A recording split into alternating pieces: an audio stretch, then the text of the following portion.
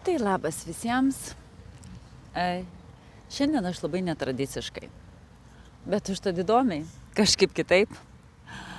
Ir kadangi teko šį savaitgalį atsidurti Vilniuje ir neturiu galimybės nei prisijungti kitaip, turiu labai ribotą laiką laisvą. Ir noriu pasidalinti su jumis tokią naujieną. Vat iš parko, paprastai, su kava. Sekmadienio rytą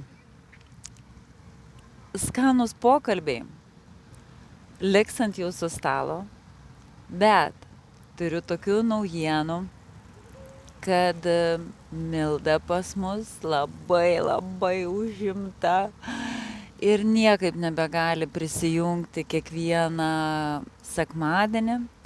Taigi pagalvojau, kodėl nepakeisti patį pobūdį skanių pokalbių.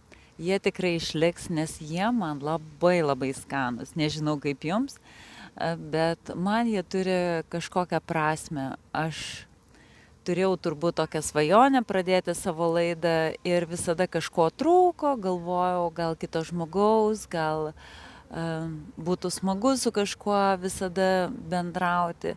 Bet iš tikrųjų tas žodis su kažkuo tai gali tapti toksai įdomesnis, įvairesnis, tai ir paliksiu kiekvieną popietę, kiekvieną sekmadienio rytą. Pakalbinsiu kažką tai įdomaus, kažką tai netikėto ir pačiai, ir jums. Iš tikrųjų pabandysim pagvildenti įdomias temas, gyvenimiškas temas. Turiu labai daug idėjų, nežinau kaip įsigyvendins jos, bet turbūt paprastuoju būdu, kaip sakot, reikia daryti. Kai pradėsi daryti, viskas ir pasidarys. Tai vat šiandien su tokia žinute bandau kažkaip viena pati susidoroti su tokiu kilusiu man klausimu, bet teko vat pasivaikščioti porą dienų, pamastyti, nes iš tikrųjų tos žinutės buvo tokios greitos ir neturėjau net laiko susizgribti, kaip čia ką daryti. Ir galvoju, galbūt pasitikėsiu tokiu laisvu tekėjimu. Tebūnie taip, kaip yra. Ir kita vertus, mes bandom kažką tai visada nukreipti tam tikrą linkme, o žinot, visata juokiasi. Žmogus planuoja, Dievas juokiasi. Ir greičiausiai, kad aš turiu kažką pati išmokti iš šitos situacijos.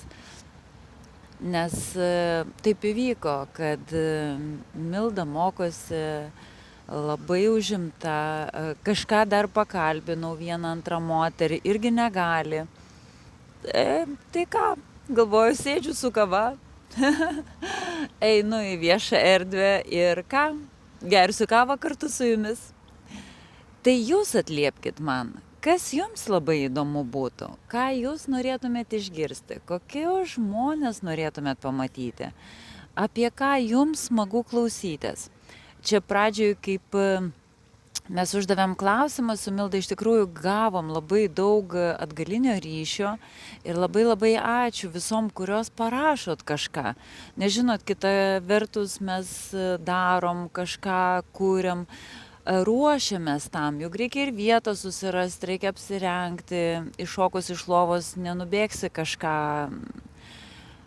pasapalioti. Tai vėlgi, tai mums labai svarbu buvo tas atgalinis ryšys ir tie komentarai, kaip jūs norite, va toksai paprastas pabendravimas, kas jums tiktų, kas netiktų, kas labiau patinka, kas įdomu, apie ką jūs gyvenate, nes visada galima paieškoti juk tarp savų žmonių, kurie pas mane dirba, va, draugų labai daug, tai filosofų, tai psichoterapeutų, geštalto žinovų, visokių vedlių, šamanų.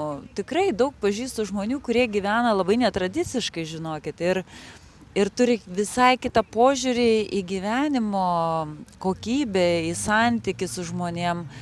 Tai iš tikrųjų galima paieškoti, jeigu jums įdomu, jeigu atliepia, jeigu norit girdėti ir pabūti tuos pusryčius kartu su manimi, tai man iš tikrųjų būtų labai smagu tai žinoti.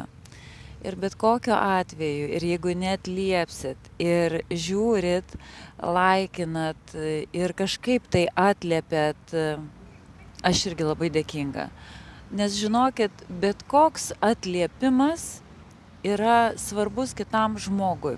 Ar tu karoliukus veri apyrankiai, ar tu paskaitas skaitai, ar tu knygas pardavinėji, ar tu savo paveikslus tapai. Sutikit, kad atliepti yra svarbu kitam žmogui.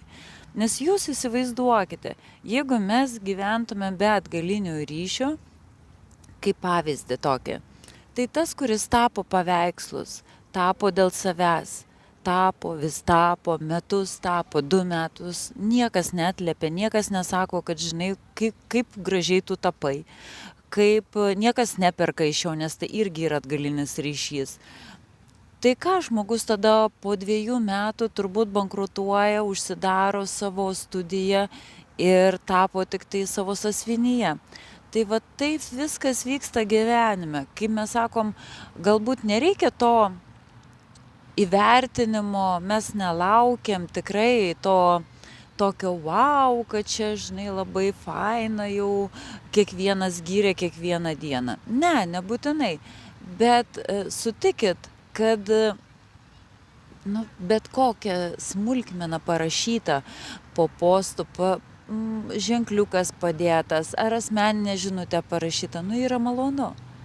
Čia tas pats, kaip išsiųsti labas rytas su kavos puodeliu ir šypsenyte draugiai. Čia tas pats, kai jūs kepat savo šeimai blinus ir visi nuo stalo atsistoja, sako ačiū, buvo skanu. Ir jums norisi dar kartą juos iškepti. Ir jums norėsis dar kartą tai draugiai parašyti žinutę. Ir galbūt rašysit kiekvieną dieną už gražų atliepimą. Taip viskas veikia. Mainai. Viskas gyvenime yra mainai. Iš tikrųjų apie mainus aš turiu tokią labai, sakyčiau, praplėstą savoką. Man iš viso mainytis darbais, mainytis paslaugom yra labai nerealus kelias. Patirti, pabandyti, sužinoti, atliepti ir save parodyti. Taigi būkit drąsios, rašykit, siūlykit kažkokius mainus, kita vertus galbūt ir coachingo sesija kažkam yra brangi, bet gal jūs galite nulakuoti nagus, gal jūs galite padaryti masažą.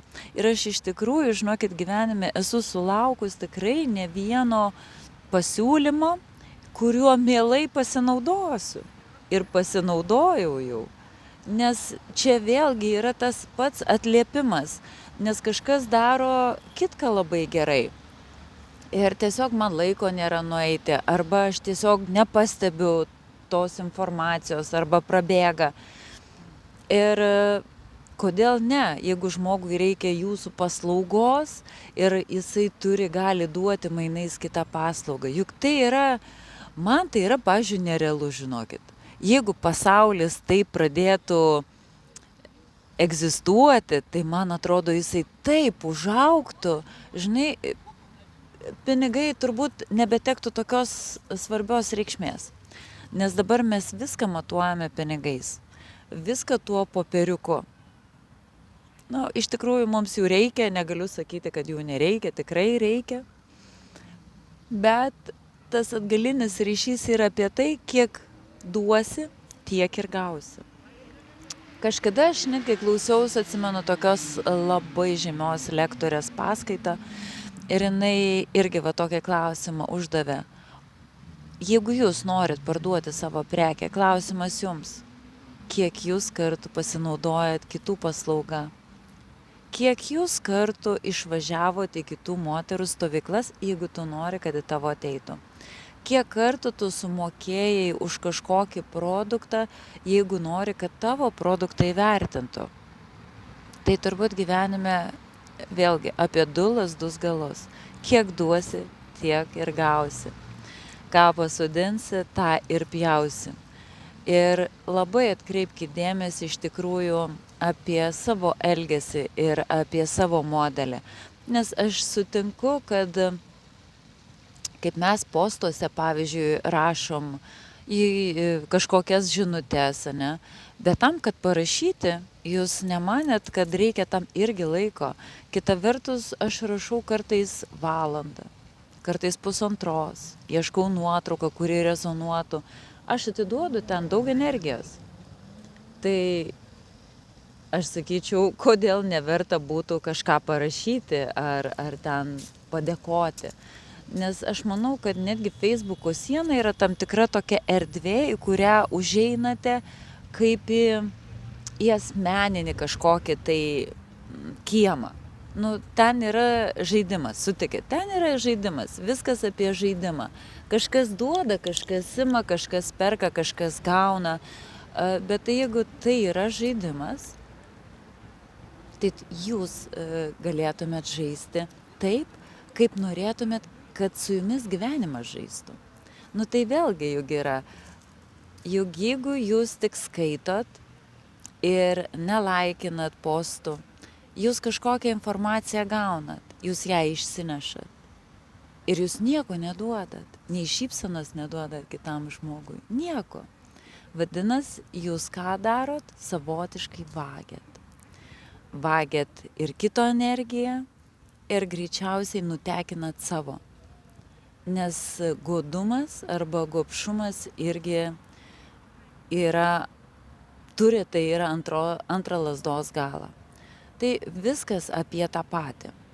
Turbūt jūs ir taip daug žinot, kas lankot pas manęs jogą, saviugdos vakarus, iš tikrųjų esu daug kalbėjus apie tai. Man joga ir budizmas irgi labai stipriai rezonuoja, nes visa ta religija, visas tas tikėjimas paremtas būtent tuo, kad pasaulis yra dualus ir kad viena ranka visada duoda, turėtų duoti, o kita ranka ima. Tai va, žiūrėkit, kad nesutrumpėtų viena iš rankų, nes dešinė, sako, ranka duoda, kairė ima. Tai vėlgi labai va tą apie du lazdos galus, apie duosiu, gausiu, imsiu, turėsiu, meilę, priėmimą, pasitikėjimą, palaikymą. Ir iš tikrųjų aš bet kokiu atveju, žinokite, esu jums dėkinga, nes aš žinau, kad begalės moterų palaiko mane, atliepia, tikrai ir gaunu žinučių. Galiu padėkoti, labai iš tikrųjų kažkuri moteris rašo, nepažįstu asmeniškai ir kiekvieną rytą jinai man atsiunčia po širdutę, po gėlytę, po gražų žodį. Tai labai labai ačiū. Iš tikrųjų, tai kartais pagalvoju apie tokius žmonės, kaip jie paprastai ir dar turi laiko ir sugeba išsiųsti, mes nepažįstamos, nei jinai man draugė, nei klientė, tikrai nepažįstu, bet va Facebooko žmogus, kuris visada kažką parašo gražaus. Kaip tai yra nuostabu, žinokit. Faina. Tai va, šiandien aš tiek labai paprastai parkiukė, nes laiko, žinokit, tikrai neturiu. Esu tokiame patyrime Vilniuje ir atvažiavau išbandyti geštalto teatrą. Oi, tai man labai su manimi, nes šiemet pradėjau mokytis dar vienos srities ir tai veda mane dar labiau į gal psichologiją, į terapijas, į teatrą. Tai įdomi laukia manęs patirtis ir jinai yra tokia pilna dienoje, tai net laiko nei kavai, nei pietums labai neturiu. Tai pasidarysiu įrašiuką su jumis prie kavytės. Ačiū, kad esat. Iš tikrųjų labai labai esu dėkinga jums. Ir tikiuosi po šio savaitgalio tikrai surasiu kitam sekmadienio rytui kažką labai labai skanaus. O šiandien aš su matcha latte, Sakau, gero sekmadienio ryto jums, mielosios. Myliu jūs labai. Ir apkabinu stipriai. Iki.